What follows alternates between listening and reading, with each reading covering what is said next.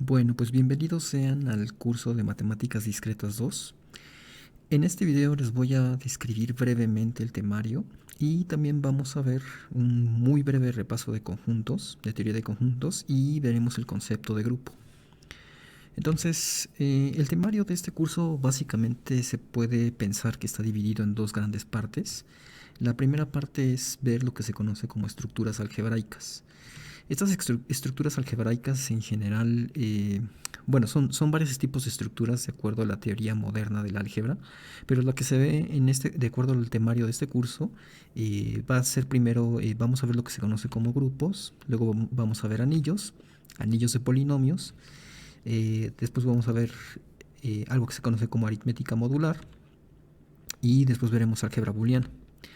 La segunda parte consiste en lo que se conoce como teoría de las gráficas. En esa parte, esto va a abarcar más o menos la mitad del trimestre.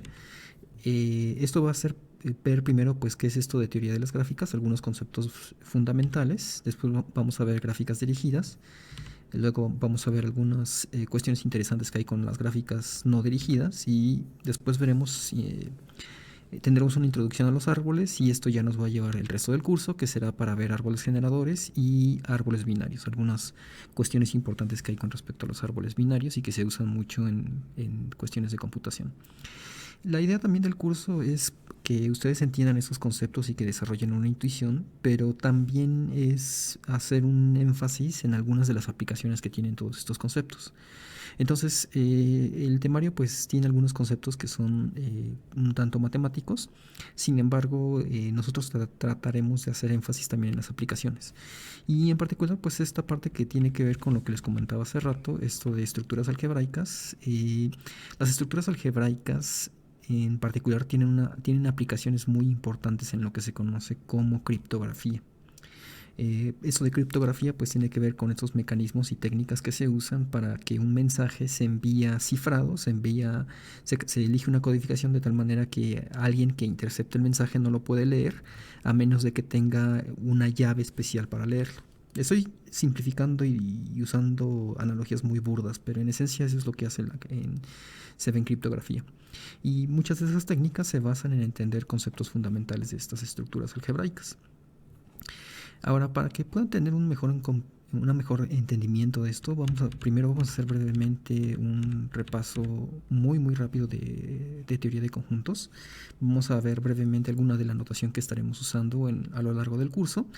Más adelante usaremos otro tipo de notación. Bueno, iremos usando más notación, pero digamos que en estas primeras clases estaremos usando al menos esto que les estoy mostrando en pantalla, que son notación para conjuntos.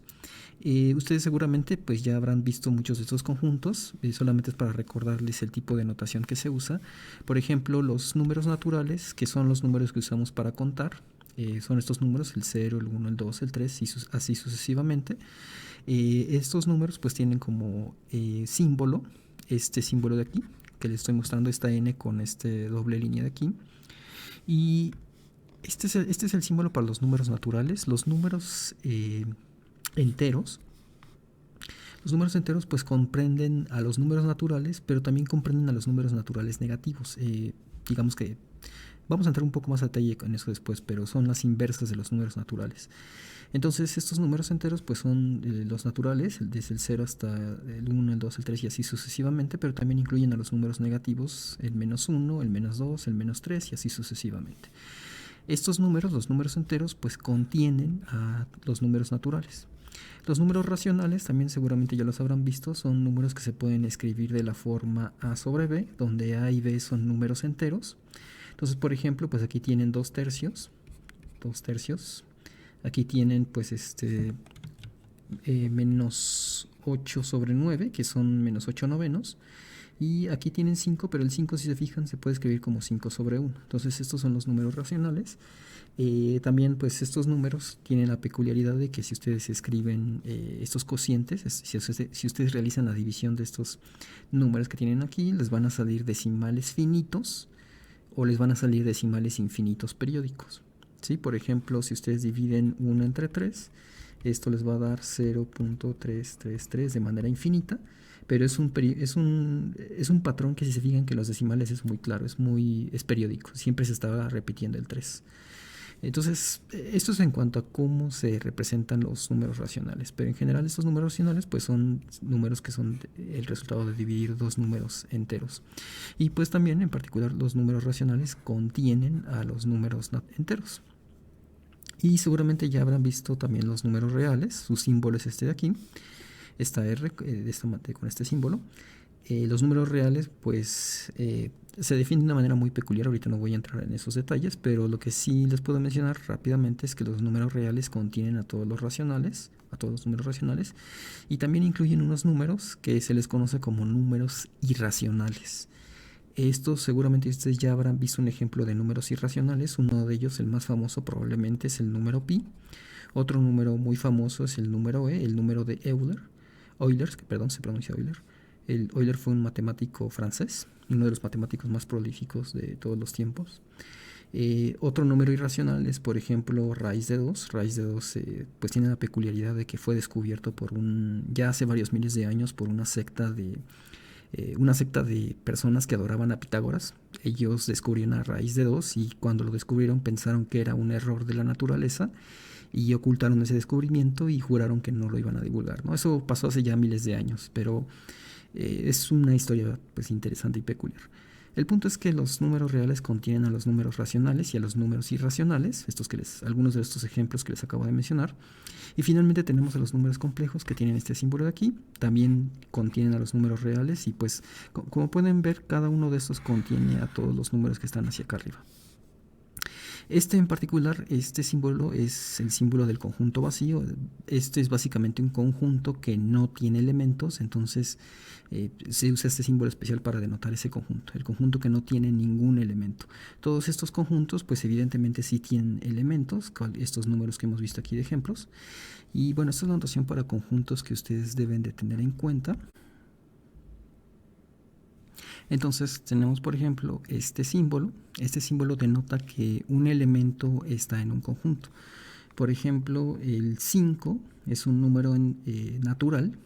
Entonces es un número que está en el conjunto de los naturales. Este símbolo de aquí, si se fijan, lo que nos está diciendo es esto de que este elemento que está a la izquierda es parte de este conjunto. De igual manera, aquí en este ejemplo de aquí arriba, déjenme borrar esto para que no nos confunda. En este ejemplo de acá arriba estamos diciendo que el número pi es un número que pertenece al conjunto de los reales. Ya vimos que los reales pues incluyen a los números racionales y a los números irracionales. En particular, pues el número pi es parte de los números irracionales. Entonces, pues otro ejemplo sería el menos 7. Menos 7 está en el conjunto de los números enteros, ¿sí? Y esta notación se usa mucho para esto, para denotar que un elemento pertenece a un conjunto en particular. También está este otro símbolo que se usa mucho en teoría de conjuntos, este símbolo de aquí, que están viendo, que parece, si se fijan, tiene un cierto parecido al menor igual. Y ese parecido no es coincidencia. Realmente lo que denota este símbolo es que tienen un conjunto que es un subconjunto de otro conjunto más grande. Bueno, esto de grande es un poco abstracto de definir, pero por ejemplo, ya vimos que los números naturales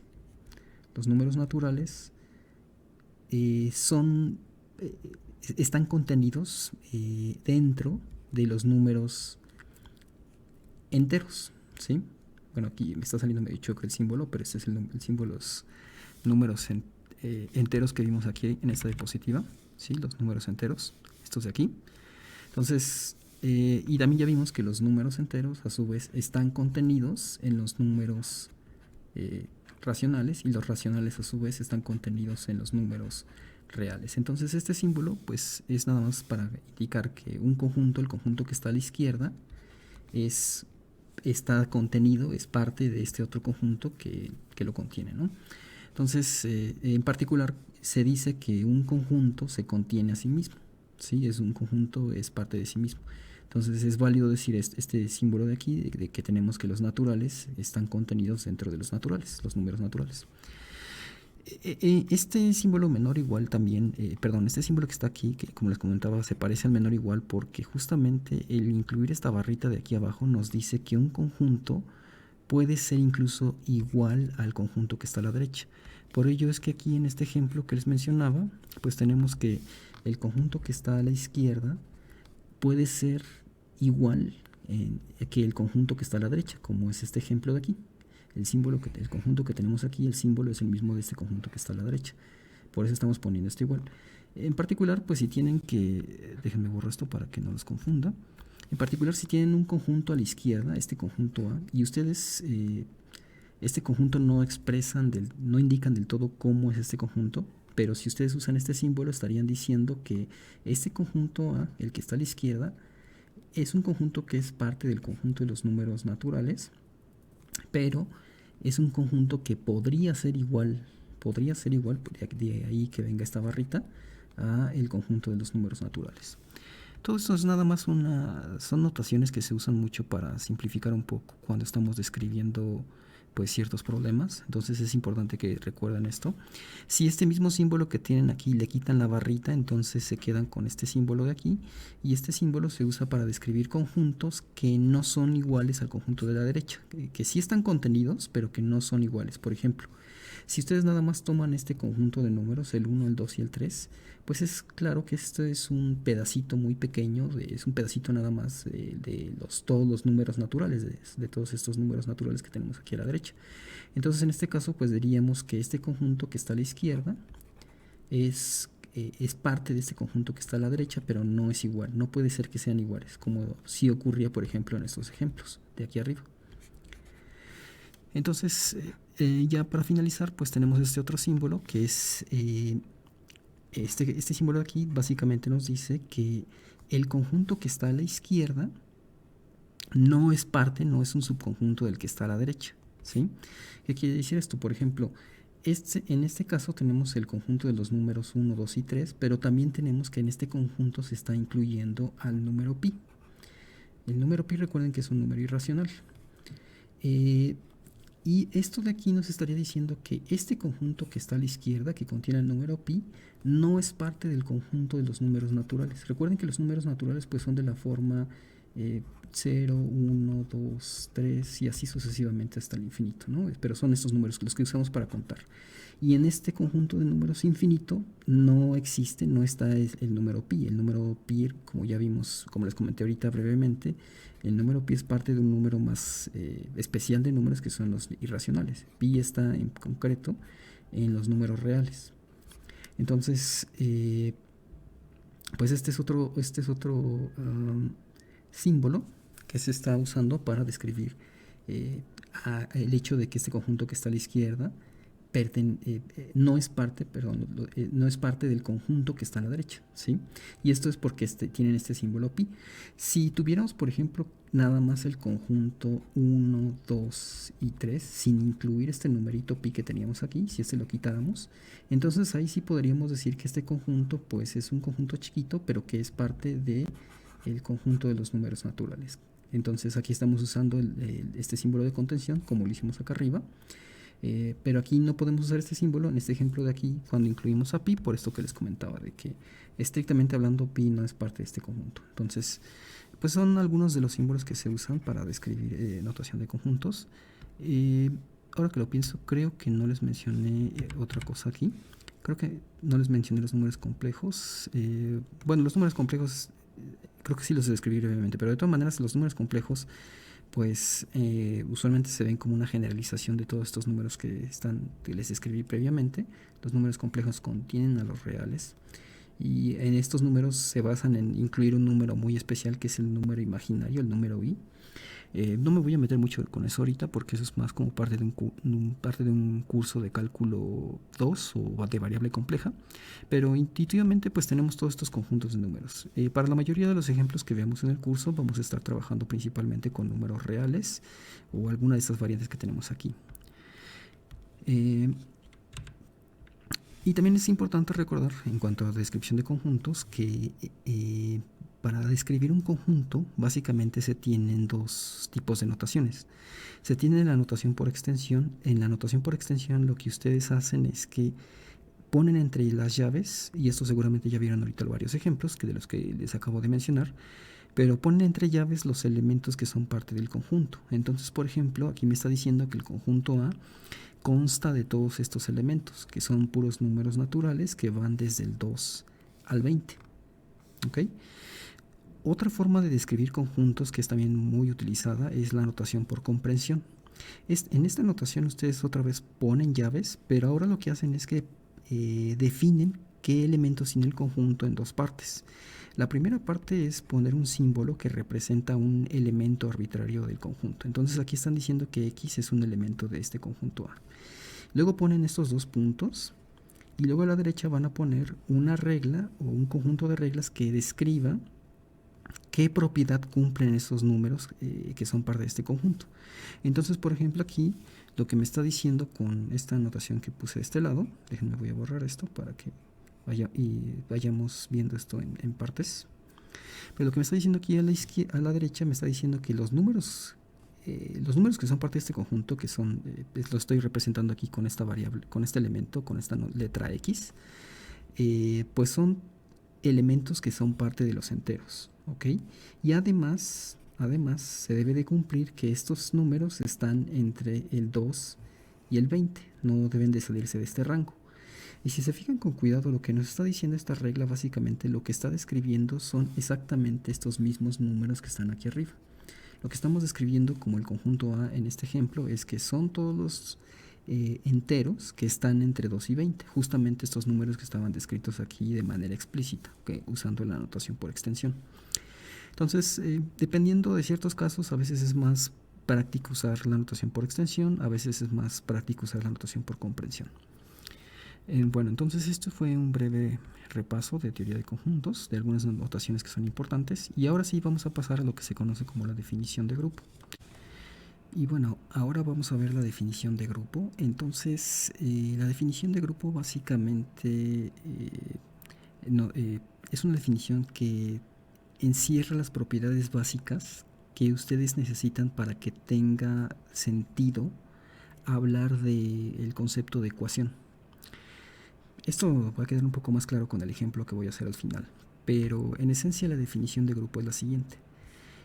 Primero voy a mencionar rápidamente la definición y luego vamos a hacer un ejemplo ya concreto que nos va a permitir repasar esta definición. Entonces, lo que nos dice la definición de grupo es que tienen que tener un conjunto y una operación.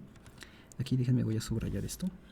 Entonces, deben de tener un conjunto y una operación. Esta debe ser una operación que debe de trabajar sobre los elementos del conjunto. Esto ahorita les va a quedar más claro cuando hagamos el ejemplo, pero se debe de cumplir que este conjunto y esta operación deben de cumplir las siguientes 4 propiedades. Deben de cumplir la propiedad de cerradura, la propiedad de asociatividad y la propiedad de existencia del elemento neutro y la propiedad de que existe un elemento inverso. Entonces vamos a ir viendo esta definición poco a poco para que les quede claro.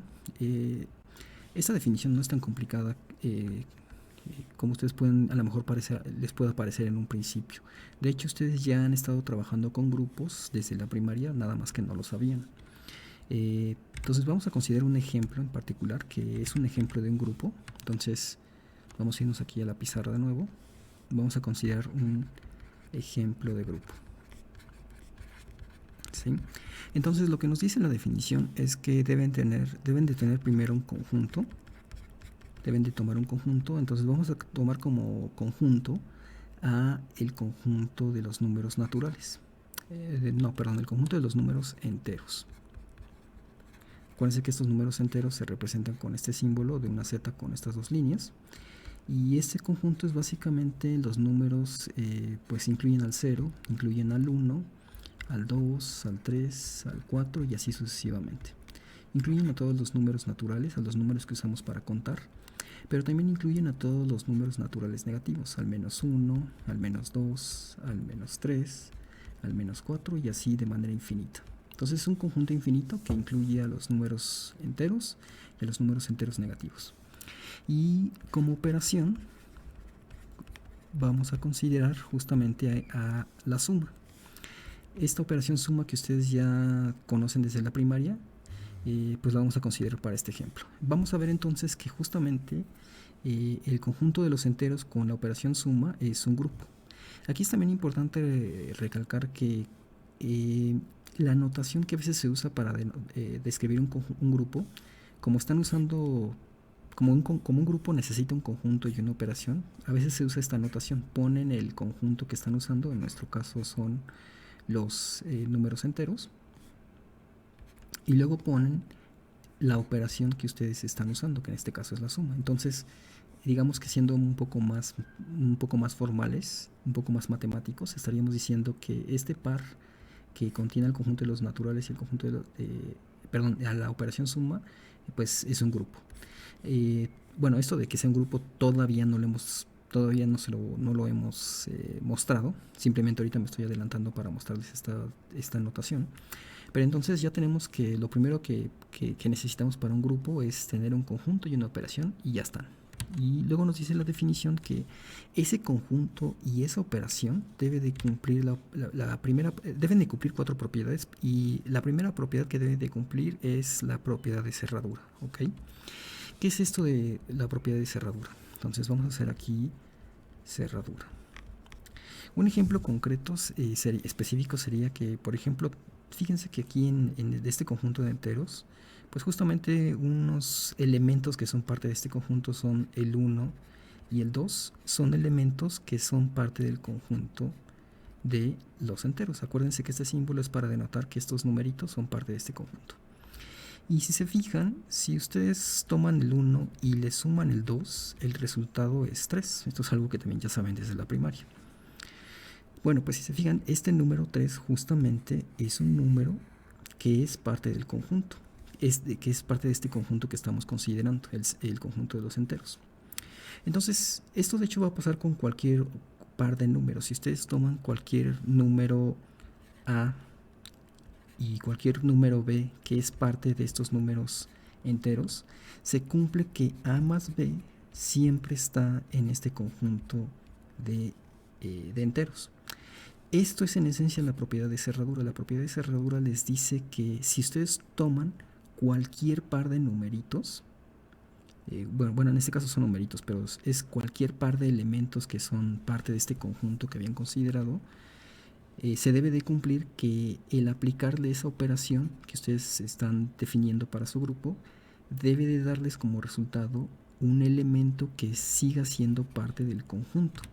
¿Sí? Eso es lo que describe esta operación. Si A y B son elementos de este conjunto A, entonces el aplicar la operación también debe de ser un elemento de A.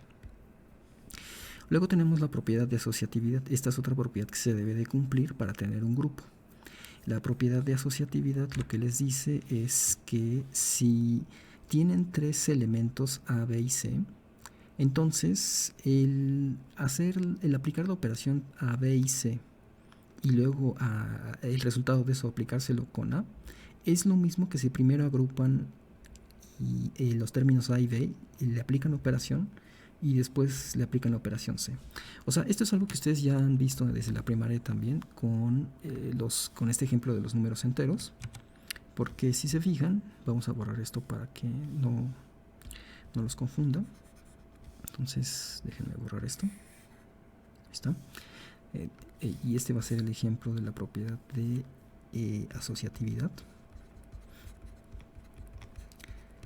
Si por ejemplo tomamos a los números pues 1, 2 y 3, que son números que son parte del conjunto de los enteros, y si ustedes por ejemplo toman 1 más el resultado de 2 más 3, pues eso es lo que les dice estos paréntesis, es que primero suman 2 más 3, entonces aquí tendrían que 2 más 3 es 5, y tendríamos que el resultado de 2 más 3 es 5, y ese resultado se lo sumamos a 1, y pues ese resultado es 6, ¿no? Y eso, si se fijan, pues es lo mismo que tomar 1 más 2, hacer primero esa operación y luego sumarlo con el 3. Entonces tienen que 1 más 2 es 3, y más este otro 3, pues les va a dar 6. Entonces se cumple que, si se fijan, lo que les dice esta propiedad es que 1 más 2 1 más 2 más 3 es lo mismo que 1 más 2 más 3. Es decir, la manera en cómo agrupan estas operaciones en pares, en este caso no afecta el resultado final. Y eso es en esencia lo que les dice esta propiedad asociativa. El cómo asocian a estos términos no afecta el resultado. Entonces, esta es otra propiedad que en nuestro ejemplo se cumple. Y esta es una propiedad que se debe de cumplir para cualquier 3 elementos. En particular, pues se cumple para estos números 1, 2 y 3. Es importante que noten que estas propiedades se deben de cumplir no solamente para estos 3 numeritos, sino para cualquier grupo de 3, para cualquier conjunto de 3 elementos que yo tome, se debe de cumplir esta propiedad asociativa. Eso es muy importante que lo tomen en cuenta. Y en particular, pues para los números enteros con la suma, sabemos que se cumple esta propiedad. Eso es algo que ustedes, pues, es algo que se sabe desde la primaria, ¿no? El que cumple la propiedad asociativa. A lo mejor no se habían fijado del todo, pero es algo que se cumple en los números enteros. Y luego tenemos esta otra propiedad que se debe de cumplir, que es la existencia del elemento neutro. La existencia del elemento neutro, en esencia, lo que les dice es que debe de existir un elemento en el conjunto. Déjenme, voy a recalcar esto con la pizarra. Entonces, debe de existir un elemento en el conjunto, en este conjunto que estamos considerando para describir al grupo, de tal forma que ese elemento debe de tener la siguiente propiedad particular. Debe de cumplir que si ustedes aplican la operación usando ese elemento, eso les va a dar, eso es lo mismo que si toman primero el elemento y luego se lo aplican al conjunto, a este elemento A. Y bueno, aquí está mal descrito en la diapositiva, pero aquí debería de ser A. Más bien aquí, una disculpa que había un error. El punto es que lo que les dice esta propiedad del elemento neutro es que si ustedes aplican la operación con este elemento especial se debe de cumplir que el resultado de la operación les deja el mismo elemento con el que estaban trabajando. Es decir, si ustedes se fijan en los números naturales, justamente el elemento especial es el 0 con la suma. Porque si ustedes tienen, por ejemplo, 7 más 0, eso es lo mismo que usar 0 más 7. Y eso siempre les va a dar ese mismo número 7. Esto, si se fijan, se cumple para cualquier otro número. Para cualquier número que ustedes tomen, para cualquier número A, si ustedes le suman el 0, eso siempre va a ser lo mismo que 0 más A, es decir, sumarlo al revés. Y eso les va a dar ese elemento A. Entonces, esta propiedad de neutro también se cumple para nuestro ejemplo. Para el ejemplo que estamos viendo aquí, también se cumple la propiedad del neutro, de que existe un elemento especial. Ese elemento es el neutro, es el 0 en el caso de los enteros con la suma, de tal forma que ese elemento, cuando ustedes lo suman a cualquiera de los otros elementos del conjunto, no les va a modificar a ese numerito. Eso es lo que les dice la propiedad de la existencia del elemento neutro. Entonces, ya la última propiedad que tenemos es la existencia del elemento inverso. Y lo que les dice esta propiedad, otra vez déjenme remarcar esto con la pizarra, pero lo que les dice esta propiedad, déjenme borro esto. Ahí está. Entonces, lo que les dice esta propiedad del elemento inverso es que en este conjunto que estamos considerando, para cualquier elemento de este conjunto, que en este caso lo están denotando con A minúscula, debe de existir un elemento especial que lo están denotando con este a la menos 1. Este a la menos 1 no significa que están haciendo la operación aritmética de elevar a una potencia y elevarlo a la menos 1, ¿no? Esta es nada más una notación que se usa para describir el elemento inverso. A veces también se usa la notación menos a, ¿sí? A ver, déjenme borro esto porque ya le puse aquí algo extra.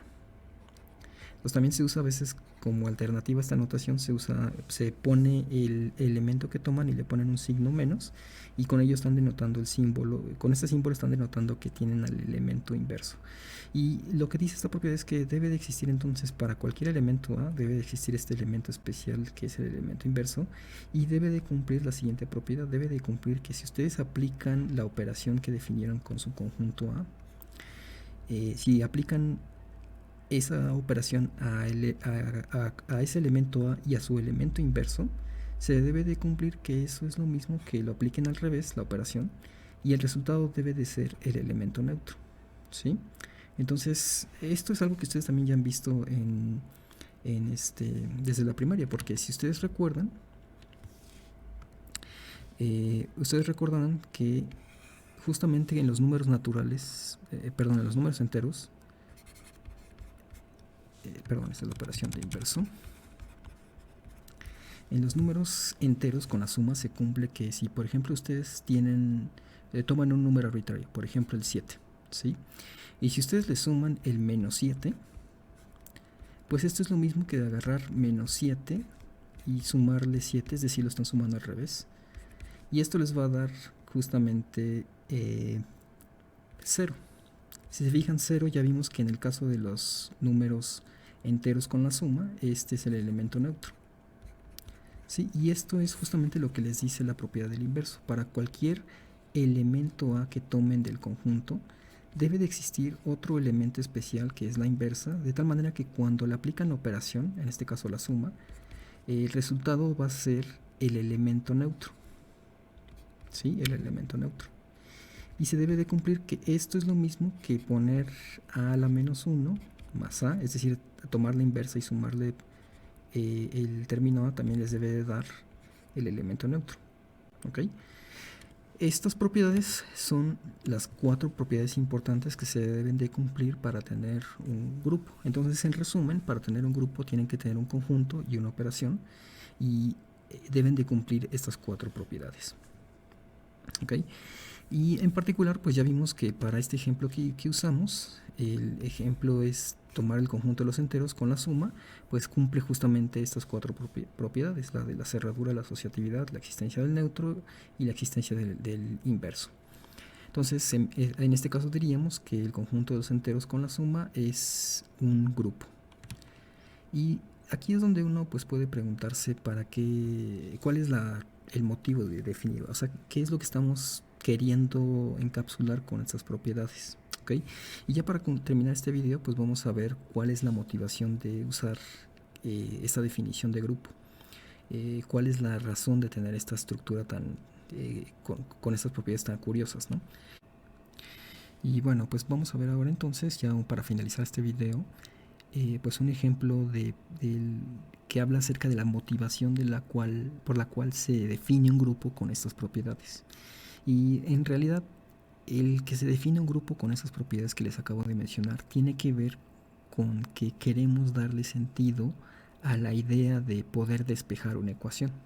Y esto queremos generalizarlo. La idea de definir un grupo y con esas propiedades es que podamos hacer despejes en cualquier cosa abstracta que cumpla estas propiedades que tiene un grupo. Para ello, pues vamos a considerar, por ejemplo, la siguiente ecuación. Ustedes ya saben desde la secundaria que si tienen una ecuación como la siguiente, por ejemplo, x más 5 va a ser igual a 8, ¿ok? Si ustedes tienen esa ecuación, ustedes la ven y ya inmediatamente saben que pueden despejar estos valores y ya saben que el resultado de esto es 3, ¿sí? El 5 pasa para el lado derecho y se resta y entonces les queda 3, ¿ok? Pero ¿cuáles son los pasos que estamos realizando para que sea posible hablar de esto de resolver una ecuación, en particular esta ecuación? Pues si se fijan, lo que están haciendo ustedes es, de manera implícita, están usando las propiedades de que los números enteros son un grupo. Fíjense qué es lo que hacen para despejar esta ecuación. Lo que ustedes hacen de manera implícita es que toman a x más 5 y le suman más menos 5, ¿sí? Esto lo hacen del lado izquierdo de la ecuación y luego aquí del lado derecho también le suman el menos 5. Acuérdense que si ustedes tienen un término aquí y le suman un término del lado izquierdo y del lado derecho, no afecta el valor de la ecuación, no cambia.